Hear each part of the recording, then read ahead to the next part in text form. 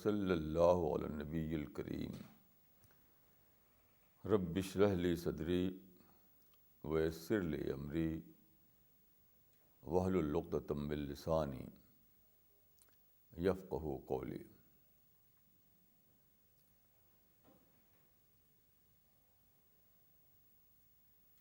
Today I want to say a few words about Hadith literature. You know, Hadith is the second most authentic source of the religion of Islam.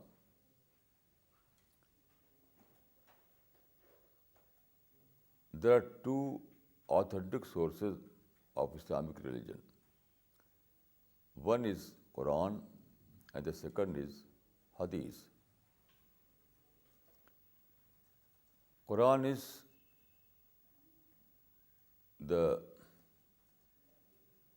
according to Islamic belief, Quran is the collection of revelations received by the Prophet from God. It is believed that Quranic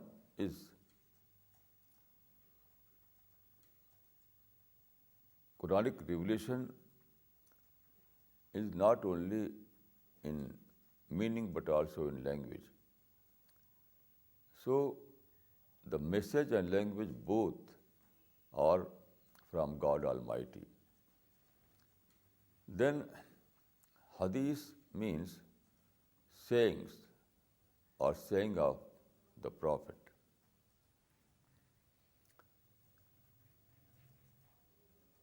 There are, according to the Islamic scholars, Quran is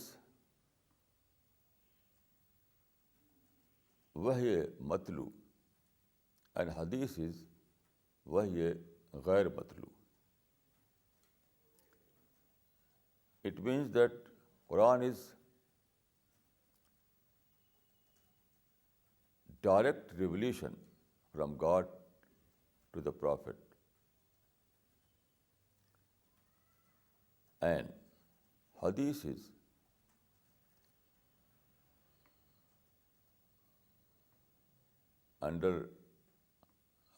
the result of inspiration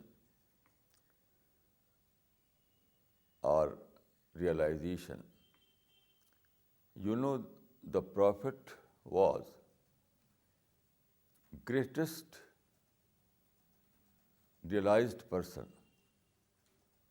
His realization was par excellence. So everything he said was under this inspiration or realization. So Hadith is also very, very authentic source in Islamic religion. An Arab scholar has published a book. This book is collection of Hadith.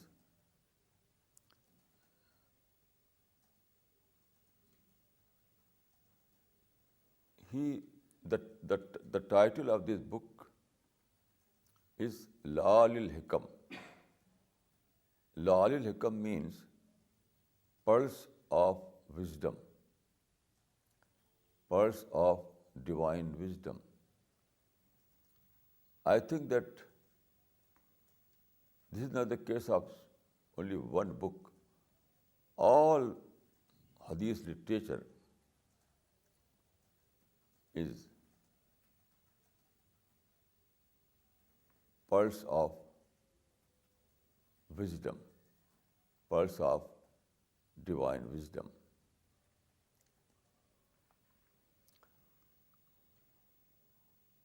Without Hadith, you cannot understand Islam.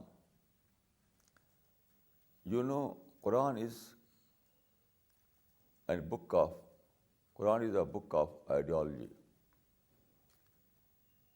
Quran consists of basic principles of Islam. But as far as the practical aspects, as far as the details are concerned, or practical aspect of religion is concerned, you cannot find these things in the Quran. In other words, Quran gives you theoretical base of the Islam, and Hadith gives you practical aspect of the Islam.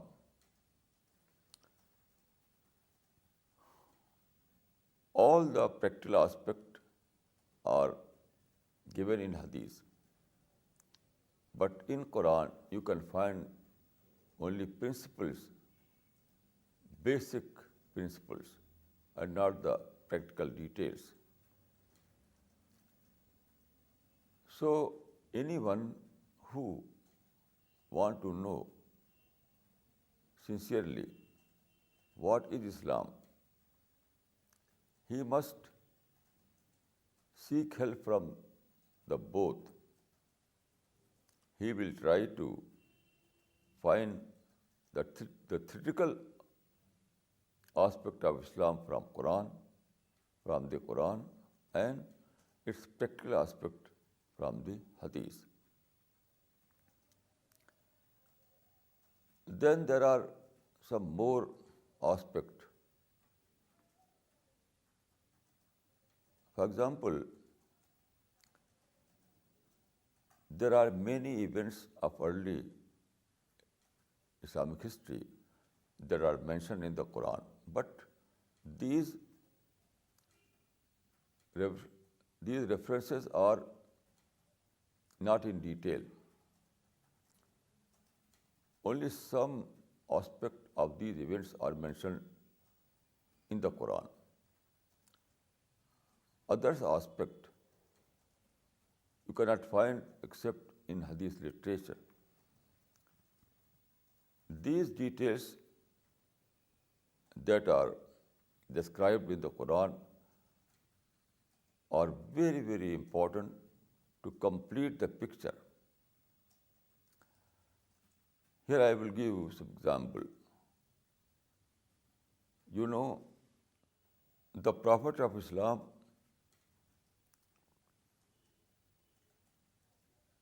received his first revelation when he was in Mecca, in the cave of Mountain Hira. So if you want to know what happened during this first revelation, you will find that Quran says, "Iqra bismi rabbikal ladhi khalaq." Only one part of that revelation is described in the Quran. Iqra bismi rabbikal ladhi khalaq. But the background is not mentioned in the Quran. This was the first revelation Prophet received when he was in the cave of Hira. But the background is not mentioned in this revelation or in this chapter of the Quran. The background you will find in Hadith. And without background, you cannot understand anything. For example, in Hadith we read that when the Prophet was in Hira, angel Jibreel came to him and said, "Ya Muhammad, Iqra. Ya Muhammad, Iqra. O Muhammad, read." Then the Prophet said, "Ma ana biqari. I cannot read." This dialogue was repeated no less than 3 times. And again, Prophet said, Ma'ana biqari, I cannot read. Then the angel embraced the Prophet. And after this, Prophet was able to read, and he began reading, began reciting, Iqra bismi rabbika alladhi khalaq, khalaqal insana min alaq, Iqra wa rabbukal akram, alladhi allama bil qalam, allama al insana ma lam ya'lam. So this is the revelation. You can find it in the Quran. But the background of this first revelation is mentioned only in the Hadith. And without knowing the background, you cannot complete the picture of that moment. It was a very historical moment when Prophet received this first revelation. It was a great historical moment. So you read in the Quran only the revelation in this chapter, but the background is not there. So if you want to know the background of this first revelation, you are compelled to see the Hadith literature. That's very important, very, very important. Then, when Prophet migrated from Mecca to Medina in 622, so it was a very, very dangerous journey, because Meccan people who became enemy and wanted to kill him, they were haunting. So, on the way to Medina, he refuged in a cave of mountain Saur. While he stayed over there up to 3 days.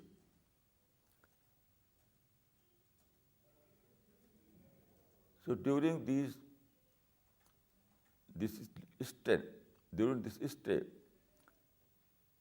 it happened that the enemy reached over there.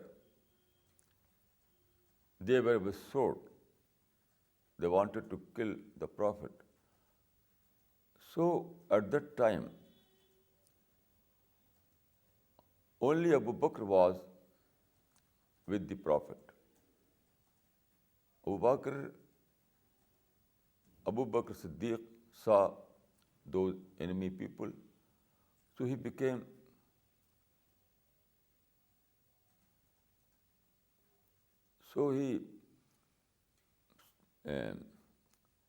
fell in anxiety, and under this anxiety, he said, "O Prophet, you see, they reached here.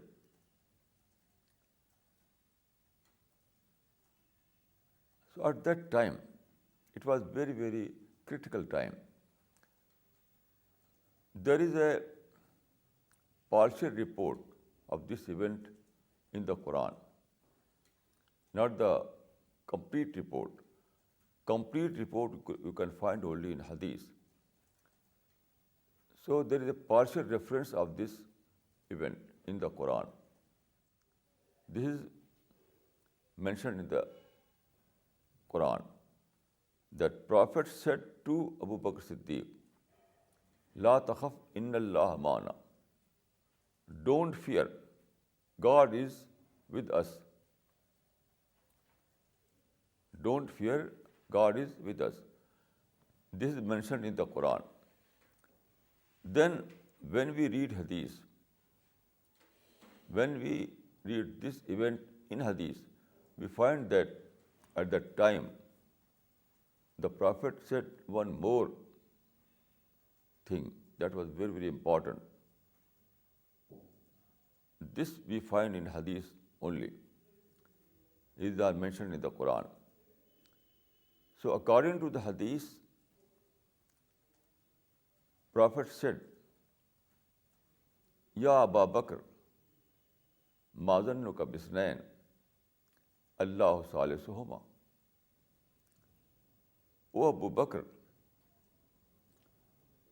what do you think about those two whose third companion is Allah? O Abu Bakr, what do you think about those whose third companion is God Almighty? So this part which we find in Hadith literature, very, very important to complete the whole event. There are hundreds of such references that tell us that without adding Hadith literature, we cannot understand fully. We can understand the Quran in complete sense. Then, so Hadith is very important. There is one great scholar has said about Hadith, Man kana fi baytihi majmu'atun min al-ahadith fakannama fihi nabiyyun yatakallam.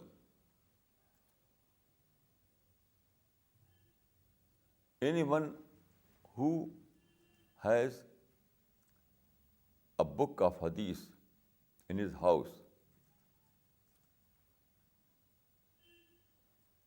he has the Prophet himself in house. He has a speaking prophet in his house. Anyone who has a book of Hadith in his house, he has a speaking prophet in his house. Here I would like to add that Man kana fi baytihi majmu'atun min al-ahadith fahuwa fi sohbati an-nabi. Anyone who has a collection of Hadith in his house, he is living in the companion of the Prophet. How? When you read Hadith, when you study Hadith literature, when you go through those traditions, you create a psychological environment. You create a spiritual environment in your house. So this is like living in the companionship of the Prophet. The companions of the Prophet were living in companionship physically, and this Hadith literature gives us opportunity to live with Prophet spiritually. If the companions were able to live with Prophet physically, we are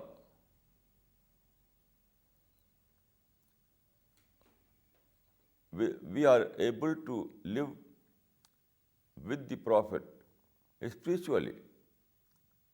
by the help of these hadith literature. So hadith literature is very important. Then Quran is a book of ideology. Quran gives us only ideological picture of Islam or theoretical system of Islam. So if you want to know what is the theoretical system of Islam, you can go through Quran and you will find that theoretical system. But the practical system is not there. For example, if you want to, for example, Quran says, "Aqamis salat li zikri." O people, perform namaz, perform prayer. But how to perform prayer? How to read namaz? It is not there. So Quran enjoins that we have to read namaz, we have to perform namaz. But what is the practical aspect of namaz? How we can read namaz, how we can perform namaz? This aspect of namaz you can find only in hadith literature. So if Quran is a ideological part of Islam, hadith is the practical aspect of Islam. So we cannot afford to leave the hadith literature. If we are sincere, then it is not possible for us to say that Quran is enough. No sincere person can say like this, that Quran is enough for us. It is impossible for a sincere person who wants to know the religion of Islam as well as he wants to follow the religion of Islam. So this is the importance of hadith. Then hadith gives us a very, very important reason to believe that Quran is the book of God. It is very important. I think that hadith is a proof that Quran is the book of God. How? There are some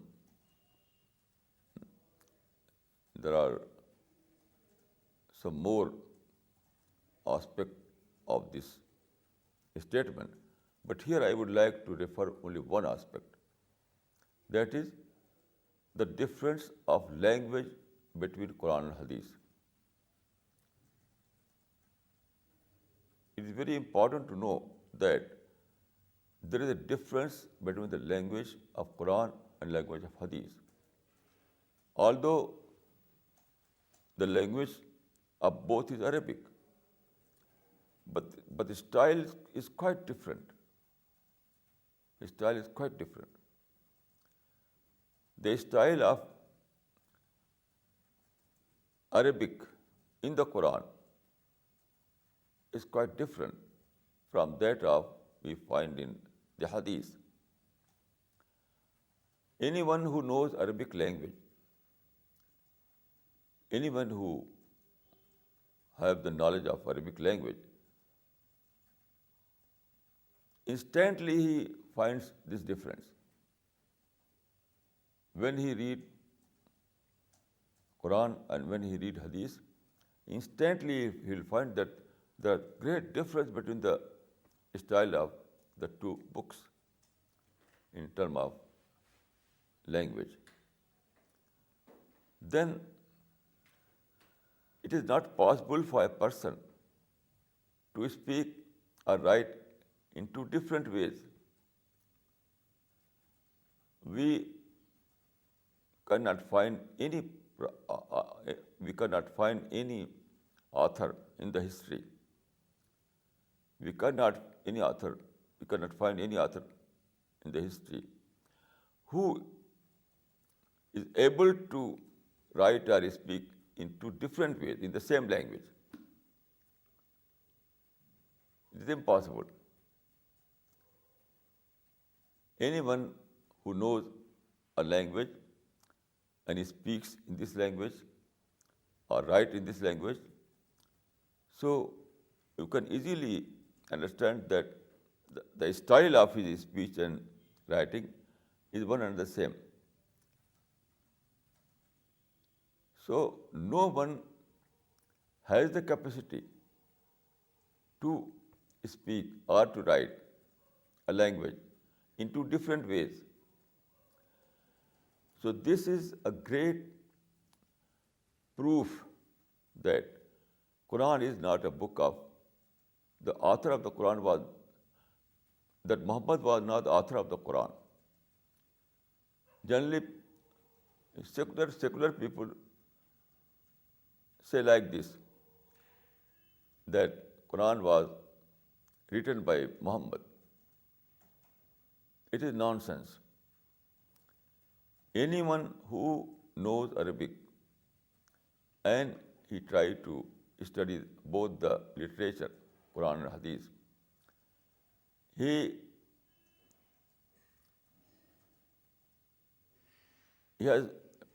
will discover that the style of both the books is quite different, although both are in Arabic language. Although Quran and Hadith both are in Arabic language, but both are very, very different in style. So it is wrong to say that Muhammad was the author of the Quran, because when Muhammad speaks in Hadith, we find that his language is quite different. But when we study Quran, here we find that the style of the Quran is quite different from that of Hadith. So this difference between Quran and Hadith is itself a proof that Quran was not compiled, Quran was not authored by Muhammad. It was a revealed book, and Prophet Muhammad received this book from God Almighty directly. Then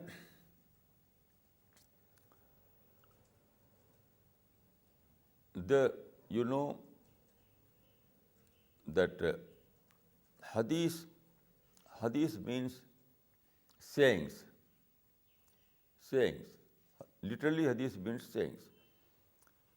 There are, according to the scholars, there are three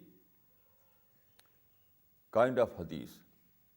And Hadith, according to the scholars, Hadith consists of three things. That is, qawl, amal, and taqreer. In Arabic, it is qawl, amal, and taqreer. These are the three parts of Hadith. There are three parts of Hadith: qawl, amal, and taqreer. Qawl means saying. Amal means practice. And taqreer means confirmation. When we read a saying of the Prophet, that is qawl. When we read a practice of the Prophet, it is amal. And when Prophet saw anyone doing something, and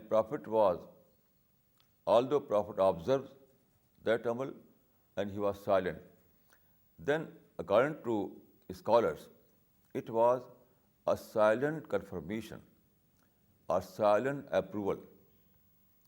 So taqreer means silent approval by the Prophet. So these are three parts of hadith: qawl, amal, and taqreer. Saying and practice and silent approval by the Prophet of Islam. Then there are more than a dozen books of hadith.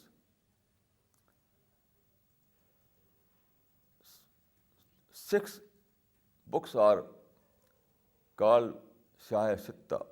6 books, that is 6 authentic books, Shah Sitta. But only Shah Sitta is not, all the hadith literature is not compiled in these 6 books. There are other hadith.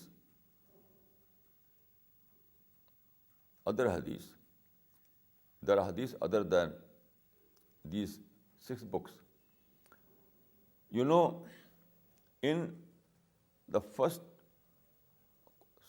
book is Sahih al-Bukhari.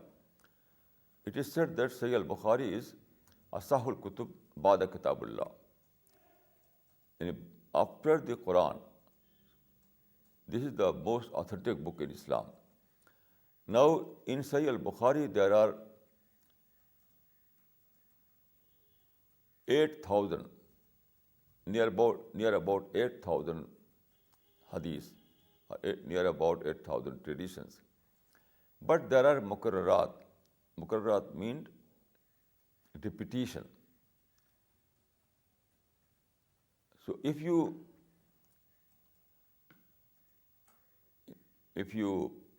count the number of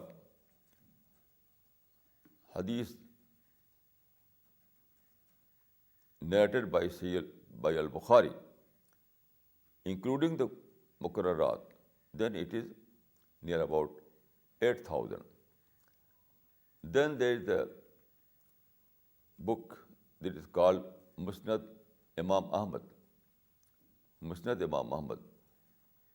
In this book, you can find that more than 10,000, there are more than 10,000 traditions. Then there are other books. So some scholars have compiled book by selecting. Some scholars have compiled book excluding that mukarrarat, that repetitions. One such book is Jami'ul Usul fi Ahadith Rasul. Jami'ul Usul fi Ahadith Rasul. In this book, you can find more than near about 10,000 hadith. 10,000 hadith. If you want to, and now all the hadiths are also available on computer. At present,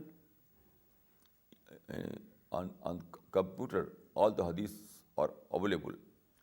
By using computer, you can find out any hadith. So, this is the hadith literature. Then there are commentaries. Commentary of hadith, that is called Sharhul Hadith. Commentary of hadith. Most famous commentary is Fathul Bari. Fathul Bari was compiled by Ibn Hajar al-Asqalani. So Fathul Bari, some scholars say that Fathul Bari is like an encyclopedia of hadith. You can find possibly all the hadith in this book. It's a very voluminous book. So Fathul Bari is compiled by Ibn Hajar al-Asqalani, and it is like an encyclopedia. So this is very important and very famous also. In this book you can find near about all the hadiths, and also you can read the commentary of those hadiths. So Fathul Bari is very, very important for those who want to understand the meaning of hadith, that is saying of the Prophet of Islam. I have also compiled some books on hadith. One is Mutala Hadith. In this hadith, I have selected some hadith. It is a selection of hadith. So I have published this selection with commentary. Its name was Mutala Hadith. At present, it is available in Urdu only. Inshallah, in future, we will publish it in English also. So, it is very, very important to study hadith. I think all the hadith, there are about all the book of hadith are now available in English also. According to my knowledge, all the hadith that was compiled originally in Arabic, now these hadith literature, now this hadith literature is available in English also.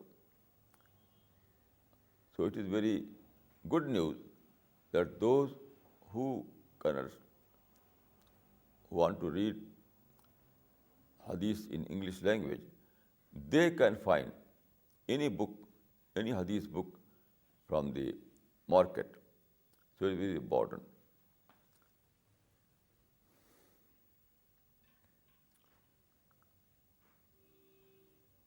Hadith, I have studied all the religions, but I never find such kind of literature in any other religion. Muhammad Sallallahu Alaihi Wasallam was founder of Islam, so the book he received from God is also preserved in its original form. At the same time, his sayings, his life, his activities, all these things are also preserved in a very authentic way. Hadith literature is an authentic account of Prophet's life. If you want to know what Prophet of Islam said, what were his activities, how he practiced Islam, what was his behavior when he was living among people, how he was living among his family, how he was living among the society, all those things, all these things are compiled in hadith literature. So hadith literature is a complete picture of the Prophet of Islam. Everything about the life of Islam you can find in hadith literature.